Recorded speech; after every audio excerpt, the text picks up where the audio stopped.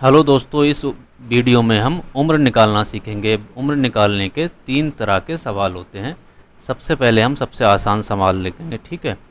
जिस डेट में हमें एज कैलकुलेट करनी है, सबसे पहले उस डेट को लिखेंगे। जैसे हम यहाँ लिख रहे हैं, अगर हमें आज की तारीख में लिखना है तो यहाँ लिखेंगे आज की डेट लिख दी और उसके नीचे DOB लिख दी, ठीक है।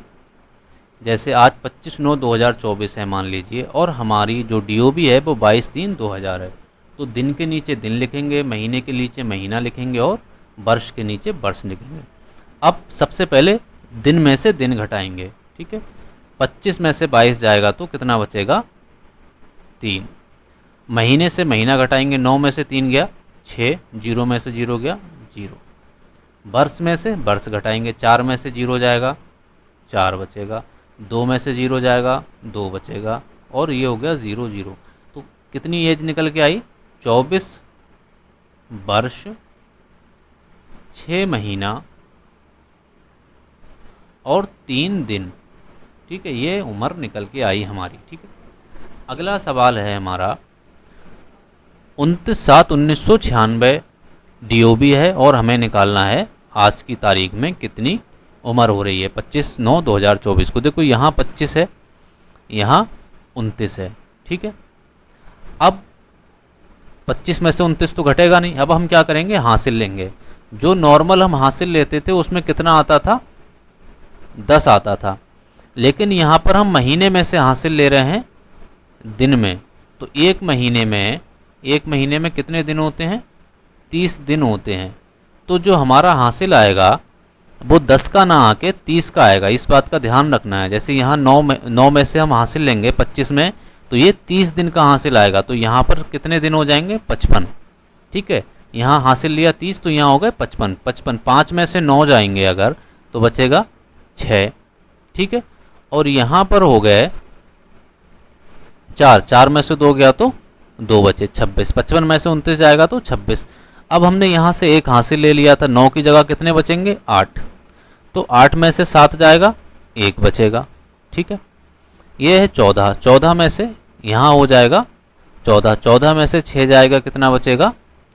14 में से 6 जाएगा बचेगा 8।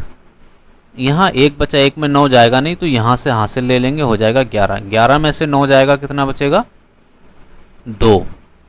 और यहाँ हो गया 9 बचा, 9 में से 9 गया 0, और 1 बचा, 1 में से 1 गया 0। तो यहाँ कितना निकल के आया? 28 वर्ष, ठीक है, 1 महीना और 26 दिन उम्र निकल के आई, ठीक है। एक बात हमेशा ध्यान रखना है, जब भी हम यहाँ से क्या लेते हैं? हासिल लेते हैं, तो वो 30 दिन का आता है, ठीक है।